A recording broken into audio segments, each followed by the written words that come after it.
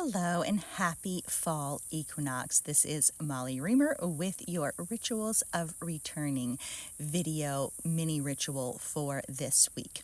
This week we are doing a little bit of something different in that we are focusing primarily on the Demeter cards and resources from various oracle decks that I have and drawing upon her inspiration and wisdom for this time of harvesting and surrender, this time of gathering things in and letting things go. And that really is one of Demeter's primary messages and one of her primary sources of support, really, and encouragement to us as everyday humans on this earth, is to that balance between letting go and holding on.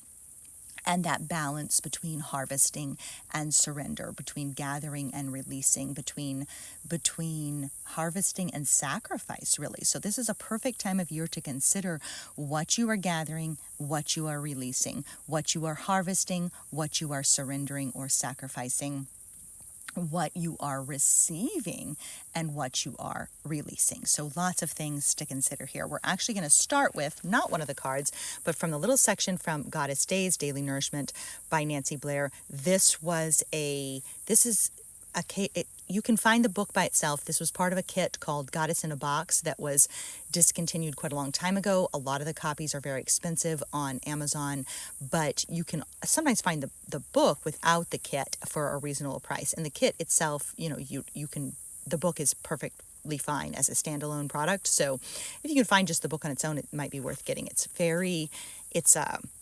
very small, but then a lot is packed in here, and there's goddess information from some very obscure goddesses and some really interesting and good information in this book.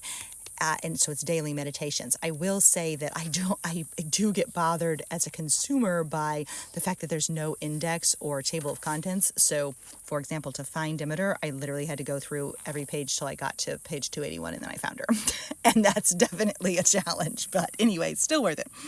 So the message here is to give thanks to what nourishes and sustains you. So what is nourishing and sustaining you lately? How can you give thanks for that? Give thanks for what nourishes and sustains you. And an affirmation for this week might be, I give thanks to what nourishes and sustains me. So this book says her name means Mother Vulva, the gateway through where all things are born and reborn. She was honored with festivals during the seasonal changes of autumn and spring, times that signaled the birth and death of the grain. Her mysteries at Eleusis were celebrated for almost 2,000 years, the longest running Thanksgiving ever. 2,000 years of celebration of Demeter and her grain and her harvest and her birth and death ceremonies. The Romans called her Ceres, and from her Roman name we get the word cereal, a most nourishing way to start the day, which of course we know there's lots of other things that we can be nourished by besides cereal, but anyway, it's worth considering. Cereal, a most nourishing way to start the day. I do personally start my day mostly with oatmeal, which I guess could be considered a cereal and is a grain, and so maybe I'm honoring Ceres and Demeter every morning with my breakfast. In autumn and winter, Demeter mourns the loss of her daughter Persephone, also called Kore, which means seed or sprout. While she grieves, the earth is barren. When Persephone returns with the new green shoots of spring, Demeter rejoices. Grain and the human life are continuously reborn through the gateway of the earth, perpetually joined at the root.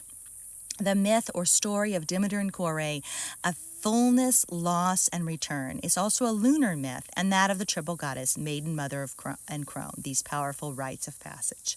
However far we have strayed from Eleusinian mysteries, we are still completely dependent on the earth for our sustenance. Invite Demeter to feast with you at any meal. So a practice for this week is invite Demeter to feast with you. You may leave today, the autumn equinox is a perfect time to leave a plate out for her, and to leave an offering plate outside or even at a crossroads or at a threshold. So leaving a plate out for her. Give thanks for her many gracious blessings as you pass through the grocery store gates. She still lives. She still lives right here, right now, embedded in your own ordinary life. So some affirmations here. The food I eat is a gift of the goddess. Everything I eat nourishes and heals me. The healthy food I eat becomes a healthy meal. So 3 possible affirmations there. Okay, so now we're going to move over to the loss side of Demeter and the loss and grief side using this card from the Mother's Wisdom deck. I've shared before that this is a deck that I purchased when I did Sacred Pregnancy and Sacred Postpartum certification trainings with Annie Dalter, and this deck was the one we used during those trainings. It has also since gone out of print, and so I do sometimes feel a little bad for using decks that are out of print. So when I bought it, it was $25 or whatever, and now you can sometimes find it for $25, sometimes it's $125 on the resale market. So I do feel a little bad for kind of pointing people towards these resources that are now out of print, but I also love them, and I love how these goddesses that we're working with all year, how they're represented in these decks that I have had for years, and then this Council of Goddesses kind of comes back around or comes back into our lives from resources that were from a different phase, a different life cycle stage for me, and then here it comes again, that cycle of release and return, that cycle of change and renewal, that cycle of growth and change. And so the book for this one says, so this is the book for this one. Sometimes you can find just its book too and not the deck. But anyway, this section associates Demeter with loss, and the shadow side of this card is attachment, which I have some different perspectives on attachment than perhaps some other types of spiritual teachers have, which I do not think that non-attachment is a goal of a healthy human life. I think attachment is foundational and fundamental, and there's nothing wrong with being attached. There's nothing wrong with being attached. And that comes from my own attachment parenting background and baby wearing my little babies and closeness. Attachment is the fundamental first human impulse. And so we don't need to try to sever that or deny it or even suppress it. It's a fundamental human impulse, and it's the first human impulses too. As I've quoted before, the first human impulse is to reach out a hand to your mother. That's the first human impulse, and so there's nothing wrong with that.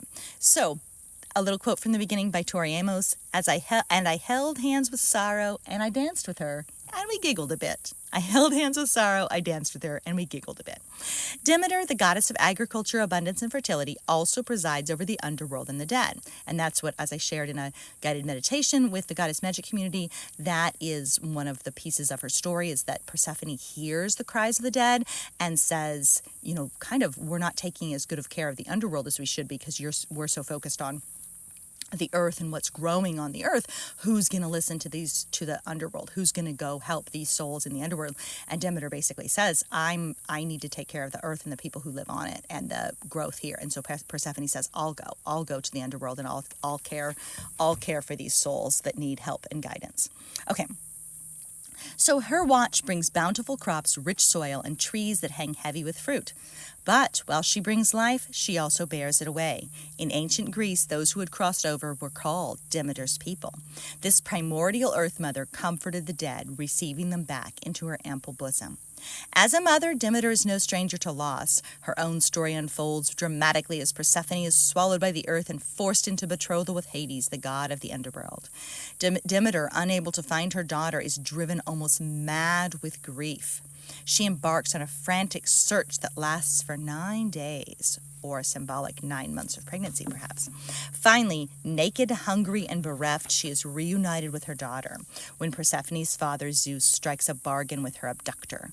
In exchange for being allowed to return home, Persephone agrees to revisit the underworld for 4 months of every year. During this time, the earth experiences winter as Demeter again mourns the loss of her child. But as she makes her peace with sorrow, and that could be an affirmation, I make my peace with sorrow. That doesn't sound as positive as some of my other ones, but it's an important factor of human life as well. We need to make our peace with sorrow. So I make my peace with sorrow.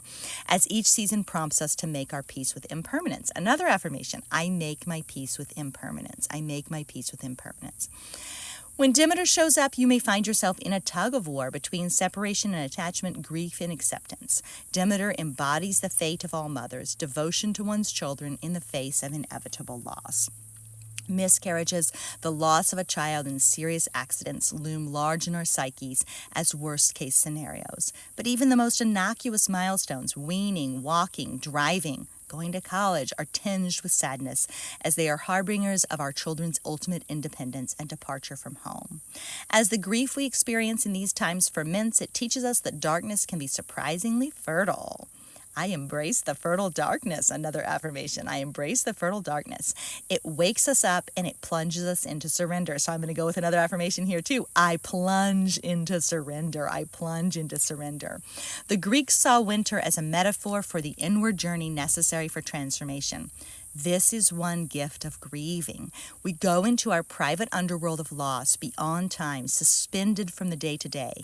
Having stepped outside of the self, we eventually emerge from sorrow with the freedom to recreate our lives. So here's another affirmation. I have the freedom to recreate my life. I have the freedom to recreate my life. When faced with loss, do as Tori Amos does. Find a way to dance with sadness. Honor your tender heart and do not trivialize your grief, but don't be afraid to let joy return home in due time. An affirmation, I dance with sadness. I let joy return home. I let joy return home. If we allow ourselves the deep dive into the winter of sorrow, we can't help but come out the other side into the light of spring. And this is getting a little long, so we're going to go ahead and quickly do this other card, which is pretty short. And this one, I think, might also be out of print. This is the Goddess Inspiration Oracle by Chris Walter. And so Demeter's card message here is, honor the divinity of your grief, then spring will return. Demeter is the mother here. Honor the divinity of your grief. So that actually connects very well to the Mother's Wisdom deck and what that card was saying there. So just very briefly here, she's associated with the seasons, motherhood, and with loss. Considered the mother archetype of the triple goddess, and her story has offered consolation through the ages to mothers everywhere and serves to explain the seasons. And so, yeah, that's essentially the section about this, the explaining the seasons and offer consolations to mothers. And so remembering that this time of fall kind of reflects Demeter's sorrow, but that the sorrow and the time of grieving is necessary for the spring and rebirth and growth to occur. And so then we're going to go ahead and close with one of my own little cards from our Herbal Ally ritual video.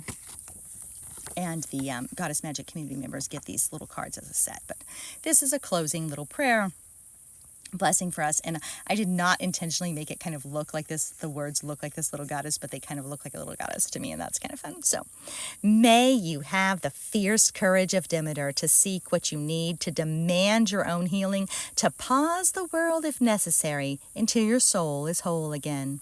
May you make space for joy, for delight, for wonder, and for magic in the temple of the ordinary, in the crossroads of your daily life, in the sacred ground you walk upon.